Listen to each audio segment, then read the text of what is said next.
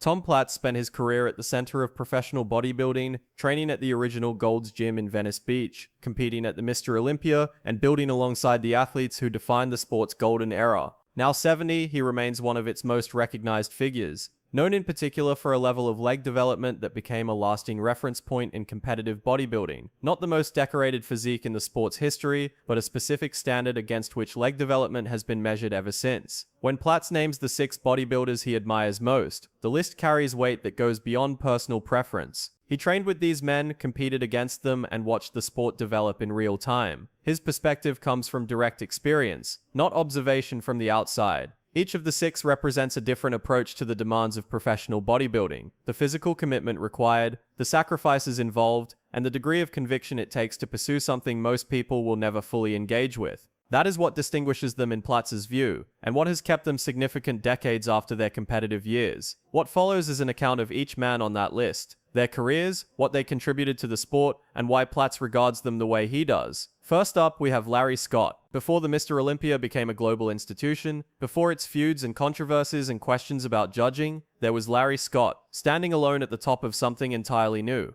In 1965, the inaugural Mr. Olympia was held in New York City. It was a smaller, more contained event than what the competition would eventually become, designed to crown the undisputed best in the world among those who had already won every other title available to them. The man who took that first title was Larry Scott, a reserved, composed bodybuilder from Idaho who had built one of the most proportionally refined physiques the sport had seen. He won again in 1966, back-to-back titles after which he voluntarily stepped away from competition. Still at the top of the sport with no scandal, no slow decline, and no forced exit. He had accomplished what he set out to accomplish, and he left on his own terms. Tom Platz has described Larry Scott as a total class act. Coming from Platz, that carries weight. Platz is not someone who distributes praise loosely. His approach to training borders on the obsessive, and he holds the people around him to a comparable standard. When he describes someone that way, it reflects genuine respect, not only for what Scott built physically, but for how he conducted himself throughout his career. What distinguished Scott went beyond his 2 Olympia titles. He did not come into the sport with structural advantages across the board. His shoulders were naturally narrow and sloping, the kind of build that at the time would have led many coaches to quietly redirect a young athlete towards something else. Scott chose a different response. He trained his weaknesses with a sustained, methodical intensity that redefined what dedicated work looked like in bodybuilding. His arms, his biceps especially, became one of the most recognized physiques in the sport's history. Full, peaked, and precisely developed, they represented the product of years of targeted effort. The preacher curl bench, now a standard fixture in gyms worldwide, became so closely identified with Scott's training that the movement itself is still referred to as the Scott curl. He did not simply compete in bodybuilding. He left a lasting mark on its methods and equipment. For Platz, Scott represented a specific and important proof of concept, that disciplined, intelligent effort applied over time can compensate for what genetics does not provide. Scott assessed his limitations and refused to accept them as fixed. That combination of clear-eyed self-assessment and relentless follow-through is precisely the kind of approach Platz has consistently respected throughout his career. Scott represented the composed, methodical opening of bodybuilding's formative era. What followed was something the sport had not yet encountered. Next up, we have Sergio Oliva.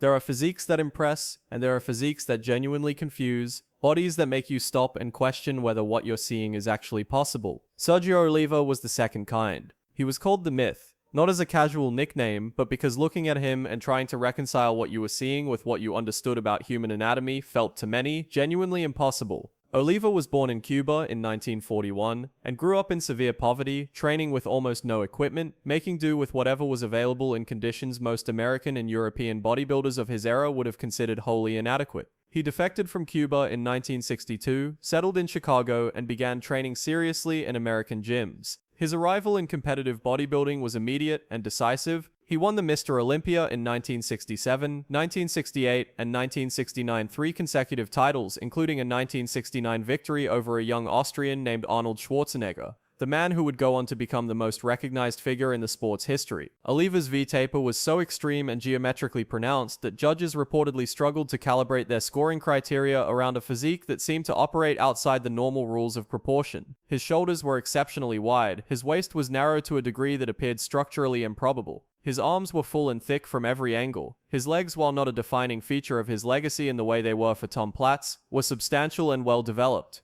As a complete package, his physique seemed to belong to a different category entirely. Platz has spoken about Oliva as evidence that the outer limits of muscular development are not fixed points, that the right genetics combined with the right level of dedication can push those boundaries far enough that everything else begins to look ordinary by comparison. Oliva didn't simply have a great physique, he had a physique that redefined the benchmark. The 1972 Mr. Olympia carries one of the sport's most debated accounts. Oliva has stated that Schwarzenegger, recognizing he could not win, walked off the stage rather than continue posing against him, an informal concession. Schwarzenegger's account differs. The truth, as with many moments from this period, likely sits somewhere between two men's competing recollections. What is not disputed is that Sergio Oliva was, for a significant stretch of time, the standard against which the sport measured itself, a reference point that others could hold themselves up to and consistently fall short of. Not every figure on this list earned their place through titles and trophies. Some are here because of what they represented to the culture, to the community, to the people who trained alongside them. Dave Draper belongs on this list because of what he meant to Tom Platz personally, and because of what he stood for during an era of bodybuilding defined less by corporate sponsorships and media strategy than by men who had a genuine attachment to iron, ocean air, and the discipline of the early morning workout. The Blonde Bomber was Draper's nickname, and it suited him completely. California golden, sun-bleached hair, broad shoulders, a physique that reflected serious, committed work. He competed through the 1960s and into the 1970s, winning the IFBB Mr. America in 1965 and the IFBB Mr. Universe in 1966, titles that carried considerable prestige in that era. His story, though, is not primarily about those titles. It's about what happens when a sport, a lifestyle, and an identity become inseparable, and what that kind of fusion costs. Draper trained at the original Gold's Gym in Venice Beach during the years when that gym functioned as the center of the bodybuilding world.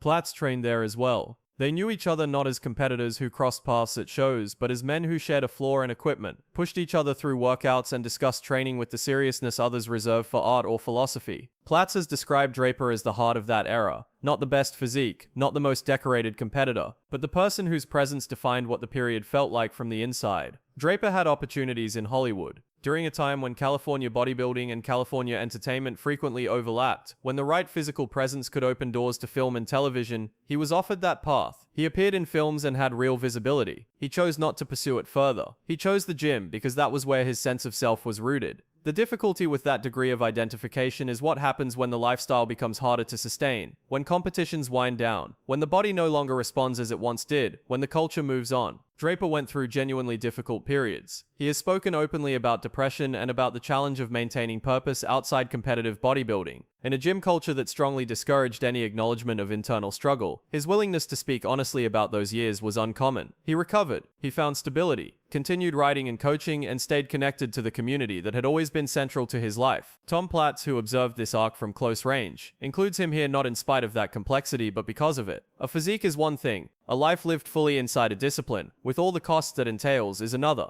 To understand what made a bodybuilder exceptional in Tom Platz's estimation, it helps to understand what Platz himself valued. Platz trained legs with a consistency and intensity that remains largely unmatched in the sport. He squatted weights that elite powerlifters would respect, and he approached lower body training with the same commitment he gave to everything else. When Platz singles out a bodybuilder specifically for the quality of his leg training, for treating lower body development as a genuine priority rather than an afterthought, it represents the highest compliment he can offer. Franco Columbu earned that compliment, and by most accounts it was deserved. Known as the Pocket Hercules, Columbu stood around 5 feet 5 inches tall, compact even by the standards of a sport populated by physically impressive athletes. But compact is not the same as small. At his peak, Columbu's physique was among the densest and most powerfully built the sport had produced. He won the Mr. Olympia title in 1976, then returned after a lengthy absence to win it again in 1981, a result that stands as one of the more remarkable comebacks in bodybuilding history. His 1981 victory has remained a subject of debate in parts of the bodybuilding community. Some observers have argued that the political dynamics of the Olympia at that time, the relationships, histories, and loyalties that shaped competition in that era, influenced the outcome. Those discussions have never been fully settled, and given the inherently subjective nature of physique judging, they likely cannot be. What is not in dispute is that Columbu stepped onto the Olympia stage in 1981, presenting a physique that was genuinely competitive, and that he left as champion. Next up, we have Arnold. Arnold Schwarzenegger is so thoroughly synonymous with bodybuilding that including him on any list of the sport's greatest figures requires little justification, but Tom Platz's reasons for including Arnold go considerably deeper than the obvious. Platz did not watch Arnold from a distance. He trained with him. He competed in the same era, in the same gyms, and observed firsthand the particular effect Arnold had on everyone around him. What he saw up close was something more complicated than the legend that has since settled into public memory. 7 Mr. Olympia titles.